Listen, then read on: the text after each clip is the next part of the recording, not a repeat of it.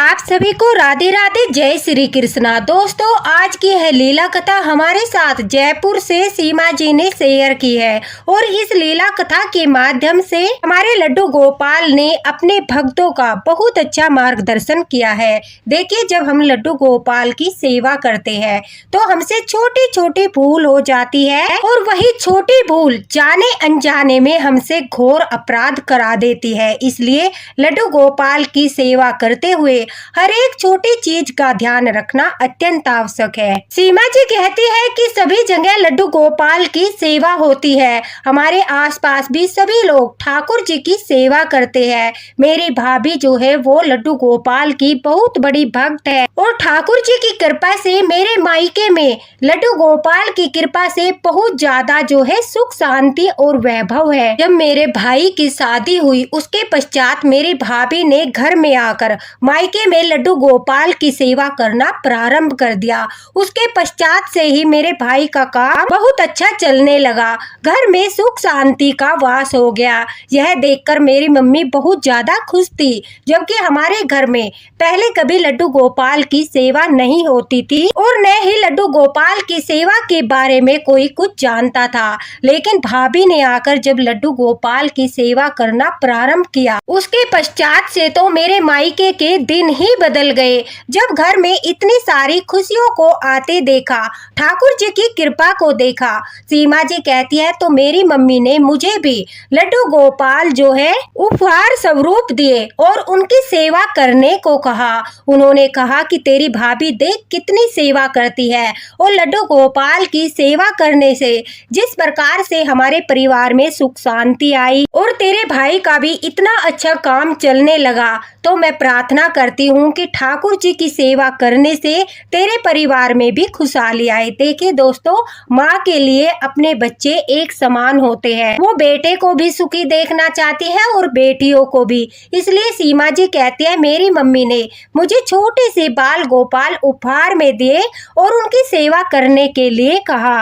लड्डू गोपाल जी को पाकर मैं भी बहुत ज्यादा प्रसन्न थी, क्योंकि मुझे पता था अगर उपहार स्वरूप लड्डू गोपाल मिलते हैं तो वो बहुत शुभ होते हैं। ऐसे लड्डू गोपाल की सेवा करने से हमें बहुत सारा फल प्राप्त होता है। सीमा जी कहती है मैंने भी अपने ससुराल में ठाकुर जी को विराजित किया और नित्य उनकी सेवा करने लगी। अब सेवा करते करते मुझे काफी समय बीत गया था। भाभी मुझे लड्डू गोपाल की रोज लीलाएं बताती थी, ठाकुर जी के बारे में बताती थी कि मुझे आज सौपन में लड्डू गोपाल ने बहुत प्यारे दर्शन दिए, आज ठाकुर जी ने मेरे साथ ये लीला की, आज ठाकुर जी ने मेरे साथ वो लीला की। और जब वो लड्डू गोपाल की लीलाओं के बारे में बताती थी तो मैं सुनकर बहुत ज्यादा प्रसन्न होती थी, लेकिन दूसरी तरफ मुझे दुख भी होता था कि आखिर कब मेरे ठाकुर जी मुझे सौपन में दर्शन देंगे, कब वो मेरी इच्छा पूरी करेंगे और भाभी की तरह मेरे घर में भी लड्डू गोपाल लीलाएं करेंगे। लेकिन लड्डू गोपाल को घर में विराजित करने के पश्चात मेरे जीवन में सब कुछ उलट पुलट हो रहा था, यानी मेरे घर में सुख शांति की बजाय बहुत ज्यादा परेशानियां हो रही थी। लड्डू गोपाल के न तो संकेत मिलते थे और न ही ठाकुर जी की कोई कृपा हुई। लड्डू गोपाल को घर में विराजित करने के 1 महीने के पश्चात ही सीमा जी कहती है मेरे पति की तबीयत बहुत ज्यादा खराब हो गई, जिस कारण से मैं बहुत परेशान हो गई। मैंने मायके में अपनी मम्मी को फोन लगाया और कहा कि ठाकुर जी मेरे ऊपर कृपा नहीं कर रहे हैं। लड्डू गोपाल को विराजित करने के पश्चात तो मेरे जीवन में कोई बदलाव नहीं हुआ। मैं तो बड़े प्रेम के साथ नित्य नियम से उनकी सेवा करती हूँ, उनके प्रति मेरे भाव बिल्कुल सच्चे हैं, लेकिन न जाने कहाँ भूल हो रही है, कहाँ पर चूक हो रही है, मुझे कुछ समझ नहीं आता।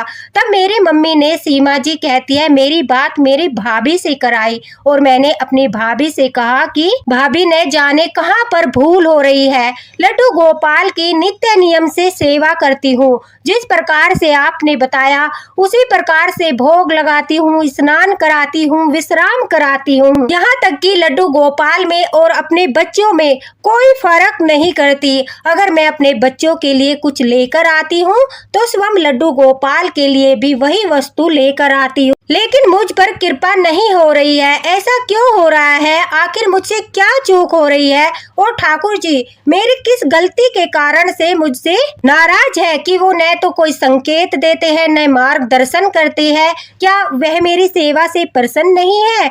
यह बातें सुनकर सीमा जी कहती है, मेरी भाभी ने मुझे समझाया कि ठाकुर जी पर भरोसा रखो, अपने विश्वास को डगमगाने मत दो, इस तरह की बातें मत करो। ठाकुर जी तुम्हारा मार्गदर्शन अवश्य ही करेंगे।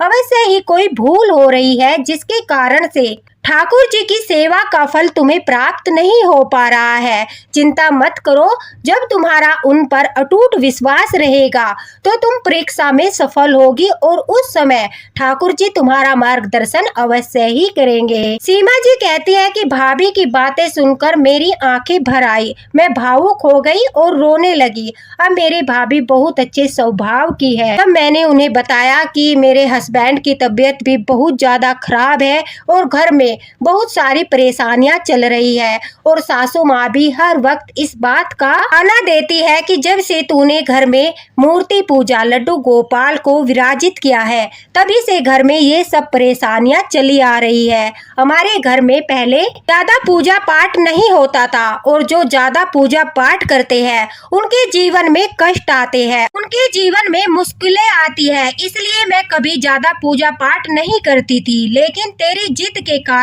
तूने घर में लड्डू गोपाल को विराजित किया, उनकी सेवा करने लगी। रोजाना पूजा पाठ करने से देख घर में कितनी परेशानियां बढ़ने लगी। कहते हैं हम जब पूजा पाठ के नियमों को अच्छे से नहीं निभाते तो हमारे घर में जो है परेशानी आना शुरू हो जाता है। इसलिए मैं इस बात से हमेशा डरती थी कि कहीं मुझसे कोई भूल न हो जाए, तो मैं हमेशा तीज त्योहार पर ही पूजा पाठ करती थी। लेकिन मेरी मम्मी ने तुझे लड्डू गोपाल दिए, तूने घर में विराजित किया, उसके पश्चात से ही यह सारी परेशानियां होना शुरू हो गया। अब सीमा जी कहती है ये सब बातें मैं अपनी भाभी से जो है शेयर कर रही थी और शेयर करते करते बहुत ज्यादा भावुक हो गई।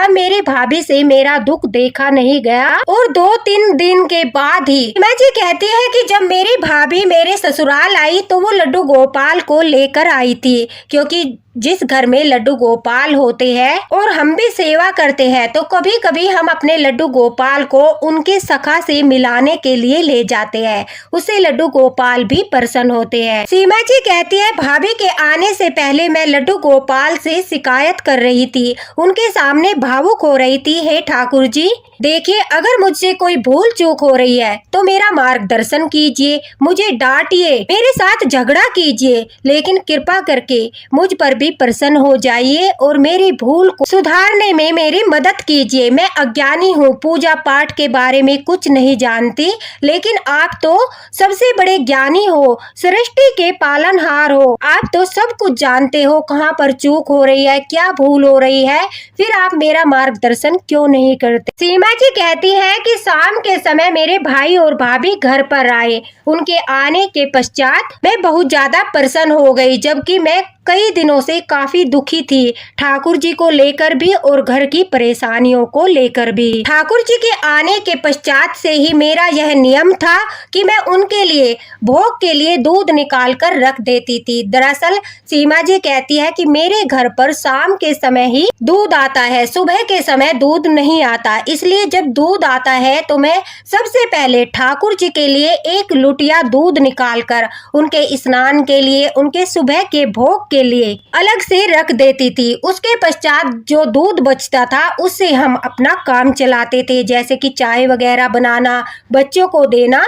लेकिन सर्वप्रथम ठाकुर जी के लिए मैं दूध अलग से निकाल कर रख लेती थी। उस दिन भी मैंने ऐसे ही किया, मैंने लड्डू गोपाल के लिए 1 लुटिया दूध भरकर अलग से फ्रिज में रख दिया कि इससे मैं सुबह ठाकुर जी को भोग लगाऊंगी और बाकी का दूध उनके स्नान वगैरह में इस्तेमाल हो जाएगा, यह सोचकर अलग से रख दिया। सीमा जी कहती है सुबह के समय उठकर मैंने ठाकुर जी को स्नान कराया, उन्हें जो है दूध का भोग लगाया। उसके पश्चात से सभी लोग उठ गए और उनके लिए मैं चाय नाश्ता वगैरह बनाने लगी। जब मैं चाय नाश्ता बना रही थी उसी समय तो मेरी हेल्प करने के लिए मेरी भाभी आती है। वो लड्डू गोपाल को अपने साथ लेकर आई थी, इसलिए उन्होंने ठाकुर जी को स्नान कराया, भोग लगाया और पूजा पाठ करने के पश्चात वो रसोई में मेरे पास आ गई। मैंने उन्हें कहा कि भाभी आप जल्दी से चाय वगैरह बना लीजिए, मैं बाकी के नाश्ते का प्रबंध करती हूँ। अब मेरी भाभी जो है वो चाय बनाने लगी।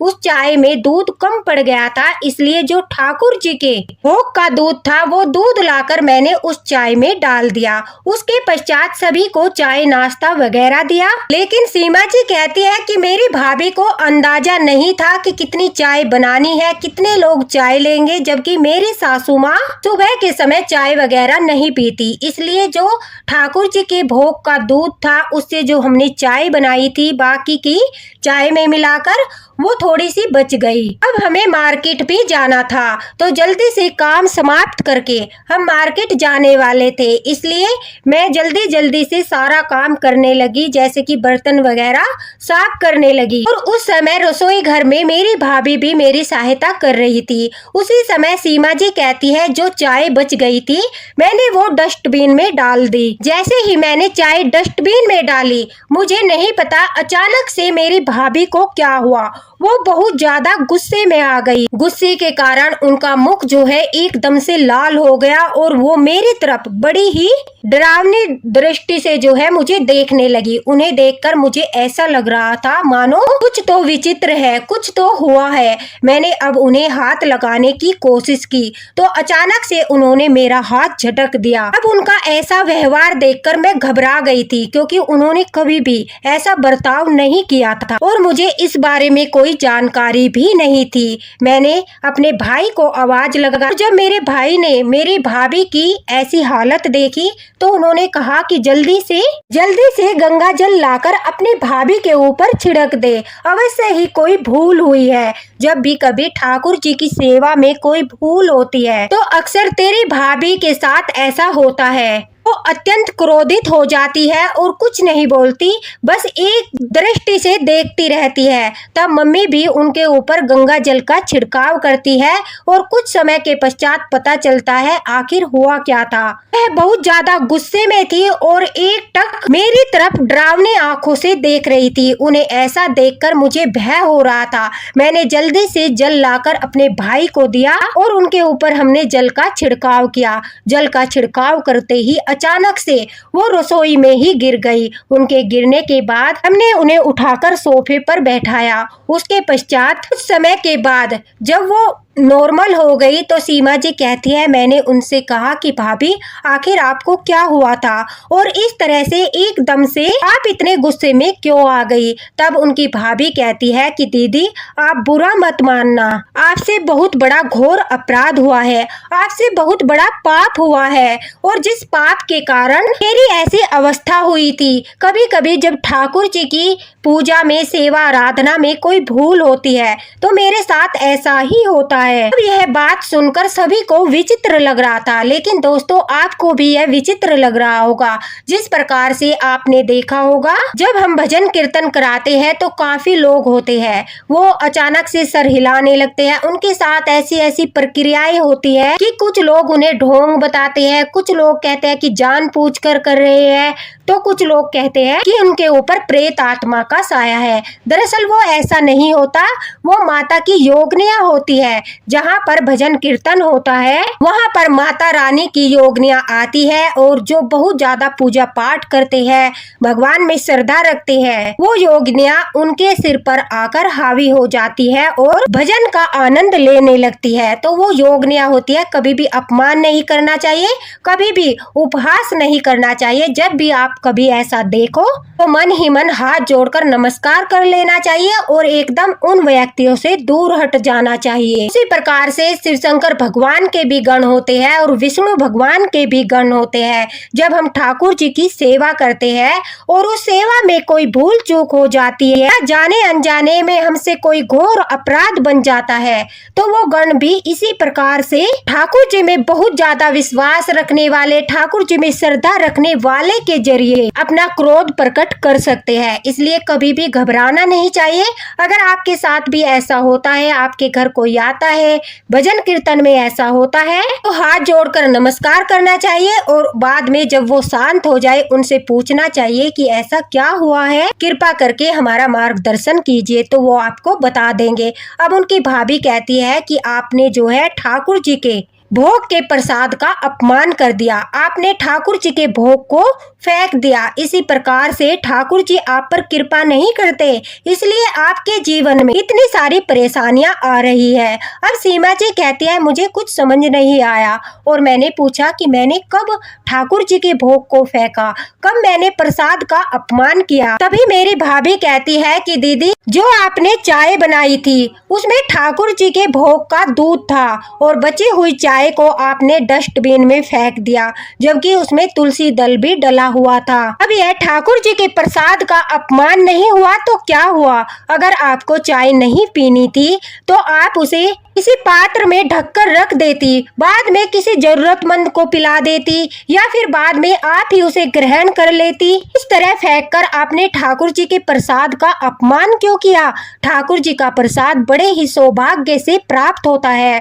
ठाकुर जी के द्वारा हमें आशीर्वाद के रूप में उनका प्रसाद मिलता है और आप उनके प्रसाद का अपमान कर रही हो, आप उनके प्रसाद का निरादर कर रही हो और फिर कहती हो कि ठाकुर जी कृपा नहीं करते। बुरा मत मानिए दीदी, लेकिन आपका यह करना उचित नहीं था, इसलिए ठाकुर जी की कृपा आप पर नहीं हो रही। इसलिए लड्डू गोपाल जी जो है आपको संकेत नहीं देते, क्योंकि आप उनके द्वारा दिए गए प्रसाद का अनादर करती हो, आप उनके द्वारा दिए गए प्रसाद को ग्रहण ही नहीं करती। आप उनके प्रसाद को कोई मामूली चीज समझकर इस तरह से नाली में बहा देती हो, डस्टबिन में डाल देती हो, फिर वो कृपा कैसे करेंगे? अब यह बात सोचकर सीमा जी कहती है मैं बहुत ज्यादा हैरान हो गई कि हाँ, इस बारे में तो मैंने पहले कभी सोचा ही नहीं था।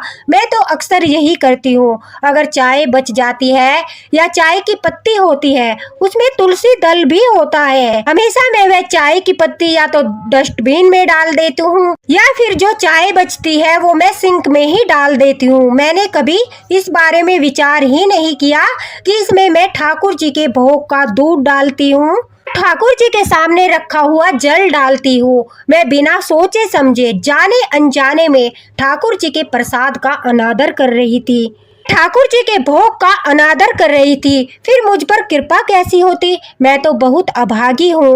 वह कहती है कि मैं बहुत ज्यादा रोने लगी। मैंने अपनी भाभी से माफी मांगी, लड्डू गोपाल के चरणों में गिरकर उनसे माफी मांगी। हे लड्डू गोपाल, मुझे इतना ज्ञान नहीं था, लेकिन फिर भी मुझ अज्ञानी मूर्ख पर आपने अपनी कृपा की और भाभी के द्वारा मेरा मार्गदर्शन किया।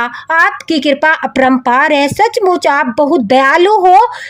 किसी रूप में आकर किसी न किसी माध्यम से आप अपने भक्तों का मार्गदर्शन करते हो, उन्हें सही रास्ता दिखाते हो, उन्हें सही ज्ञान प्रदान करते हो। सीमा जी कहती है मैंने अपनी भाभी का भी धन्यवाद किया कि आपने ठाकुर जी की इतनी बड़ी सेवा के बारे में मुझे बताया, मेरा मार्गदर्शन किया, ऐसे घोर अपराध से मुझे बचा लिया जो मैं दिन प्रतिदिन कर रही थी। आगे से मैं ऐसा कभी नहीं करूंगी। दोस्तों देखिए, जब भी हम ठाकुर जी के सामने कोई भी भोग का प्रसाद चढ़ाते हैं तो हमें उसका ध्यान रखना चाहिए कि वो जरा सा भी प्रसाद जो है न तो नाली में जाए न डस्टबिन में जाए। अगर हम ठाकुर जी को दूध का भोग लगाते हैं, उसकी चाय बनाते हैं, बहुत सारे लोग पूछते हैं कि क्या हम ठाकुर जी के भोग के दूध की चाय बना सकते हैं? तो हाँ, अवश्य बना सकते हो, लेकिन आपको वह ठाकुर जी को भोग नहीं लगाना है, क्योंकि आप पहले ही उस दूध का भोग ठाकुर जी को लगा दिया है। अब उनके प्रसाद की ही आप चाय बना रहे हो। अगर आप ठाकुर जी के दूध के भोग की चाय बनाते हो तो उसे आप ग्रहण कर सकते हो, लेकिन आप उसे जरा सा भी कहीं पर न तो गिरा सकते हो न ही आप फेंक सकते हो। बड़े सम्मान के साथ, प्रेम के साथ आप प्रसाद को ग्रहण कीजिए। दूसरा, अगर आप ठाकुर जी के उनके सामने रखे हुए जल से भोजन बनाते हो या फिर आप उनके सामने रखे हुए जल से अपनी चाय वगैरह बनाते हो तो उसका भोग भी दोबारा से आप ठाकुर जी को नहीं लगाते, क्योंकि वो प्रसाद का भोग आप लगा चुके हो। अब उसी जल को आपने प्रसाद रूप में ग्रहण करने के लिए इस्तेमाल किया है, इसलिए जो भी आप ठाकुर जी के सामने से भोग उठाकर जो है ग्रहण करते हो उसे दोबारा से भोग नहीं लगाया जाता, क्योंकि वो स्वीकार किया हुआ भोग होता है। अब सीमा जी को जब अपनी गलती का एहसास हुआ, उन्होंने ठाकुर जी से माफी मांगी और उनका बहुत बड़ा मार्गदर्शन ठाकुर जी ने किया। अब सीमा जी कहती है कि वो बड़े ध्यान के साथ नित्य नियम से ठाकुर जी की सेवा करने लगी। अब वह उनके भोग के दूध से जब चाय बनाती थी तो इस बात का विशेष ध्यान रखती थी कि जो चाय है वो अधिक मात्रा में न बने, अगर बन जाए तो वो ढककर रख देती थी और कुछ देर के पश्चात उस चाय को ग्रहण करती थी। ठाकुर जी की भोग की चाय बनाते समय जो वो पत्ती चाय की पत्ती बच जाती थी उसे भी वो पौधों में डालती थी, डस्टबिन में नहीं डालती थी, क्योंकि उसमें तुलसी दल होता था। इस प्रकार से वो छोटी छोटी चीजों का ध्यान रखते हुए सेवा करना शुरू कर दिया और देखिए कितना बड़ा चमत्कार हुआ। वह कहती है कि जब उन्होंने इस प्रकार से ठाकुर जी की हर चीज का ध्यान रखते हुए सेवा करना प्रारंभ हुआ तो सच मानिए कुछ दिन के पश्चात ही सीमा जी को ठाकुर जी के बहुत प्यारे से दर्शन हुए। सौपन में बाल रूप ने ठाकुर जी ने मुस्कुराते हुए सीमा जी को दर्शन दिए। अब वह बहुत ज्यादा प्रसन्न थी। दर्शन होने के पश्चात उनके जीवन में धीरे धीरे सुधार होने लगा, ठाकुर जी की कृपा होने लगी। अब उनकी सासू माँ को भी सीमा जी से कोई शिकायत नहीं थी, क्योंकि ठाकुर जी की कृपा होना शुरू हो गया था। लड्डू गोपाल की सेवा करते हुए हमें छोटी छोटी चीजों का ध्यान अवश्य रखना पड़ता है, लेकिन जो उनकी सेवा का फल हमें प्राप्त होता है उससे मन बहुत अधिक प्रसन्न हो जाता है। इसलिए दोस्तों लड्डू गोपाल की जो भी सेवा करते हैं उन्हें सुबह के समय दूध का भोग लगाते हैं। उसके पश्चात अगर उस दूध को आप चाय में प्रयोग करते हो या फिर आप कॉफी बनाते हो, किसी भी प्रकार से उस दूध को यूज करते हो तो आपको यह ध्यान रखना चाहिए कि वह प्रसाद जरा सा भी आप फेंको नहीं, उसे डस्टबिन में नहीं डालो, नाली में नहीं बहाओ। बड़े आदर सम्मान के साथ प्रसाद को स्वीकार करें तो ठाकुर जी अवश्य ही कृपा करेंगे। लड्डू गोपाल ने इस लीला कथा के माध्यम से बहुत बड़ा मार्गदर्शन किया है और जिन भक्तों से यह गलती होती है कि वो ठाकुर जी के जल तो उनके सामने रखते हैं और ठाकुर जी के दूध का भोग जो वो लगाते हैं अगर उन्हें प्रयोग करते हैं तो उसमें कोई भूल तो नहीं करते। इसलिए ठाकुर जी ने यह लीला कथा हमारे साथ शेयर करवाई है और सीमा जी का बहुत बहुत धन्यवाद कि उन्होंने अपनी यह लीला कथा हमारे साथ शेयर की, जिससे बहुत सारे भक्तों का मार्गदर्शन हुआ। दोस्तों कमेंट बॉक्स में आप भी अवश्य ही बताना कि आप लड्डू गोपाल को चढ़ाए हुए दूध के भोग से क्या करते हो। आप उसे डायरेक्ट प्रसाद के रूप में ग्रहण करते हो या फिर चाय बनाते हो। काफी सारे भक्तों का यह क्वेश्चन भी रहता है कि क्या हम लड्डू गोपाल को चाय का भोग लगा सकते हो। अगर आप ठाकुर जी को भोग लगाए बगैर चाय नाश्ता वगैरह नहीं करते तो यह आपका भाव है, आप लगा सकते हो। अगर आप इस्कॉन टेम्पल के नियमों का पालन करते हो तो आप जो है वहाँ पर ठाकुर जी को चाय का भोग नहीं लगाया जाता, तो इस्कॉन टेम्पल के अनुसार आप चाय का भोग नहीं लगा सकते। हाँ, तुम उनके जो भोग का दूध है उसे चाय बनाकर ग्रहण कर सकते हो, लेकिन ठाकुर जी को भोग नहीं लगा सकते। अगर आप बांके बिहारी मंदिर की और वृंदावन के अनुसार सेवा करते हो, वैष्णव धर्म के अनुसार सेवा करते हो, आप चाय का भोग लगा सकते हो। यह आपका भाव है कि आप ठाकुर जी को भोग लगाए बगैर कुछ भी ग्रहण नहीं करते। तो दोस्तों इस लीला कथा को ज्यादा से ज्यादा शेयर कर देना ताकि जो है सभी लड्डू गोपाल भक्तों का मार्गदर्शन हो और जो गलती वो करते हैं आगे से वो गलती न करें। ठाकुर जी की पूरी पूरी कृपा उन्हें प्राप्त हो। लड्डू गोपाल की कृपा आप सभी पर बनी रहे। इसी के साथ राधे राधे, हरे कृष्णा। जो भी आप पूछना चाहते हो कमेंट बॉक्स में पूछ सकते हो। लड्डू गोपाल की कृपा हमेशा बनी रहे। राधे राधे, जय हरिवंश।